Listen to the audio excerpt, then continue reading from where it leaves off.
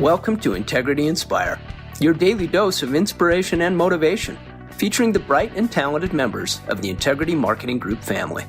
Now, here's your host, Integrity co-founder and CEO, Brian W. Adams.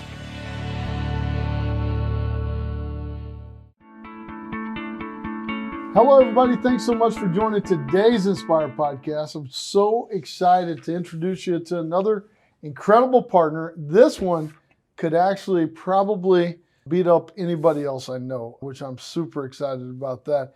I am excited to be able to welcome Aaron Ballard from Ballard & Associates to the Integrity family. I say that because I know some people who've got a black belt. In fact, our general counsel, our chief legal officer, I don't know if she's got a black belt, but she's close. But you're a third degree black belt? Yeah. Is that right? Third degree. Tell us about that. Third degree. It was black a while ago. I started when I was a kid, 15 years old, being bullied like most kids did. And I have two sisters that didn't know what to do other than tell me, stop doing whatever I did to get picked on, But that was the cool thing back then was karate movies were out. It was back in the late 80s. We were just talking about that. So we're about the same age. Yeah. Back in those days, so I took karate. I took taekwondo. I got up to a brown belt. I was one step away from black.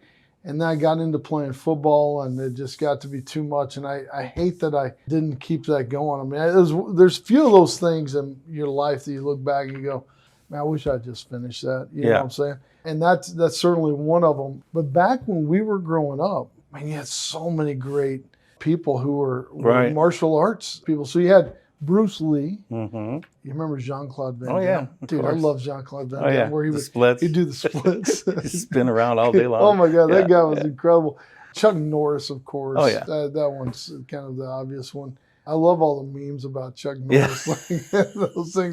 those things are awesome. You had, the Karate Kid. Yeah, that movie was fantastic. So I was backwards. I did all the sports, and I didn't finish them.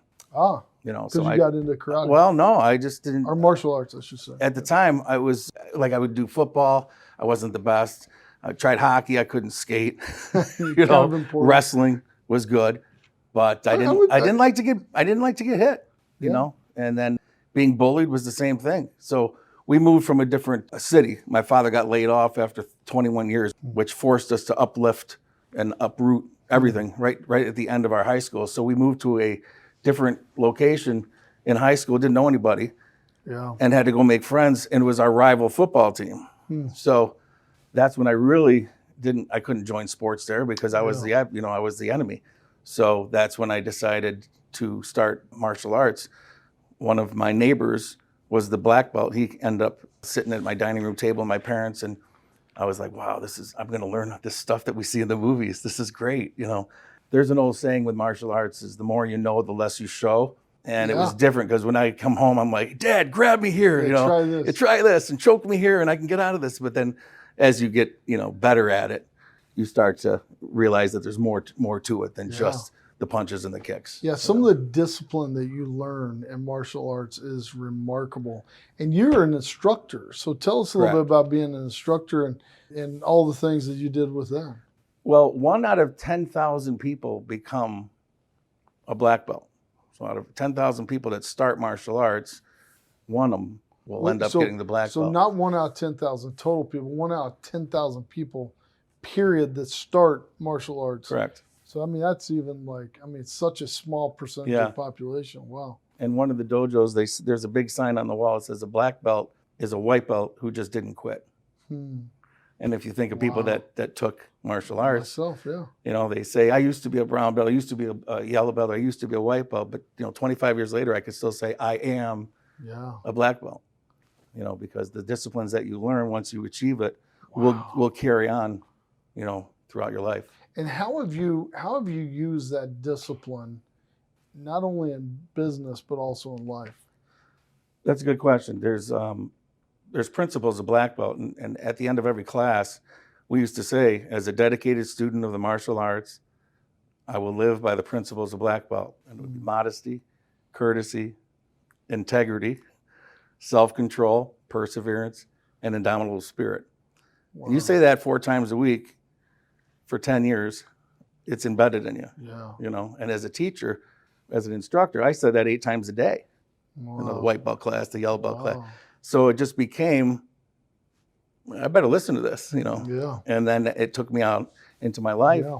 And you have to say what you do what you say, so it just became a life changer for me. It wasn't, again, about the punches and the kicks. Yeah. It's interesting you talk about that. I think that all great values-based organizations continue to talk about their values, put them out there. That's one of the things we talk about here at Integrity is we talk about our core values all the time. It's about integrity, about doing the right thing, even when nobody's looking. It's about being family-oriented. We're serving American families. We're working hard for our own families.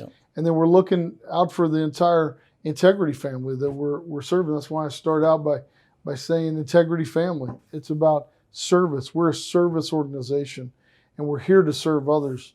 It was about respect in so many ways, and that goes incredibly deep on so many levels. And this is about partnership. It's about partnering with great people like you. Just like in anything, they say if you want to go fast, go alone. If you want to go far, go with a team, right? It's really this idea of coming together and partnering together that gets us so excited. Sure. And you started out in this business helping people in kind of a career model, but then you said, look, I want to go out on my own and make sure I'm putting the customer first. Tell us about how you created your incredible business at Ballard Associates. Well, I didn't want to do this. I wanted to be a martial arts instructor, own a studio, own 2 studios, 3 studios, and I had the ambition. I thought I had the talent, but I didn't have the seniority. There was people that were above me in rank that were going to get to school before me. Didn't matter if I was more dedicated. How does that work? I'm not that familiar. Do you have to? Is there a hierarchy effectively in martial arts? In my discipline, it was. It's 2000. It's a lot different now. But it was just one discipline, and the style that I was at the place that I was at, there was a seniority, there was a chain of command, and I was living in my parents' basement trying to make a living, but working 60 hours a week doing something that I love, and I know I hear it too. Yeah. If you love what you do, you do what you love. You never work a day in your life. Right. That's what I was doing. But I couldn't survive. So I saw some friends of mine that were some black belt brothers of mine, and they were in the insurance business. And one of the guys was making some decent money, and they said, we can promise you an interview. We can't promise you a job, but I said, I'll try it, Wow. And they had the same type of philosophies. Instead of a white belt and a yellow belt and orange belt, the company had different stages of merit. But you can get promoted based on your merit, not your seniority. Yeah. So I became a manager in less than 6 months. Wow. And a divisional manager in less than a year, and broke some company records. And I was loving it because I was doing what I thought should be done in the right place, but by being rewarded by your efforts. Yeah. So that's how I stuck with the same philosophies, but went into the insurance world. And then how did you start your company today? Well, I was a captive agent, so I could only market 1 or 2 plans. Right. And again, there's a ceiling. You can only do so much with what you're given. And at the time, the money wasn't the problem because I was making great money. But at the end of the day, you have to look in the mirror and say, can you see yourself doing this? Yeah. And what I mean by that is I was offering a great product, but there was better products out there. And it wasn't what's best for the client. And I didn't go to business school for that. So I talked to my dad and some other professionals in the same industry and became a broker versus an agent. Yeah. I kind of backed into it. I think that there's that kind of light bulb moment that you go through where you say, look, I'm passionate. I've got a new passion, right? Mm-hmm. So your passion is martial arts. And then you find that, man, I'm successful at this and I enjoy serving others. And now this is my passion. I want to be the best at that, right? Yes. And guys like you who achieve the highest level of success in anything, they want to be the best in everything. And so when you find that, then it comes down to, and we've had so many amazing partners who have joined Integrity, and I find this common theme that people are like, man, I want to be the best. They're humble, but they want to be the best in everything they do. And part of that is making sure that we provide the best services and best products to everybody. And sometimes that means you've got to be independent. That's one of the things I love about Integrity is we represent hundreds of carriers, because it all comes back down to the one customer at a time. And we want to make sure we're putting that customer first in everything we do, getting them the right products and services, to take care of them in so many ways. And I just love how you see kind of that discipline that you have, and you've been able to transfer that into this business and grow such an amazing business that you've got today, man. What are you most excited about this industry today? Today, wow, the technology. I'm a paper guy. I was walking with a 30-pound bag, doing paper applications and faxing them or mailing them. And this is my 30th year in the insurance business, 1993. So to see where it's come, and the products on a much smaller scale, of course, but when I needed a product I didn't have as a broker, I can go get it now. And if I had a client that was moving, I could now offer a plan in that state where I couldn't before. Because things change, times change, people change, the industry changes, and I couldn't do it before. Now I can do it now. Yeah, it's amazing to see what is happening with the evolution of technology, the advancement of AI and so many other things, just in life in general, not just about the insurance business, but specifically what we're investing here at Integrity. And I know you've gone around, you've seen a lot of the different things that we've been doing here. And it's amazing to see how much faster and how much better we can serve people by using technology, by using the resources and support that we offer here at Integrity, and we've continued to invest in. And you've got to have scale to be able to accomplish that, right? And that's one of the things that I'm super proud of, that we've continued to be able to maintain that customer-centric focus, core values-based, but be able to have the scale so that we can help even drive more change into the industry and be able to support even more people. Now, I know you're a big reader. You love to read, and you've read a bunch of different great things. What are some of the books that have impacted you the most? There's so many. We could go all day, but I think the very first book that was just hit me was Think and Grow Rich. Napoleon Hill. It's to this day, you can read it again and again, and it's different because life changes. But those principles don't. It's just how you adapt to them. So I'll always go back to that book. So it's interesting. We'll come back to other books. It's interesting you use the word principles. Principles are things that never change, right? That's one of the reasons our core values are the core values, because regardless of what happens in society and different things, we're not trying to create some flash in the pan opportunity. We're trying to create long-term, never-changing opportunities for people to serve more people. And I believe we're just getting started in that. And so I use the word principles a lot. Do you?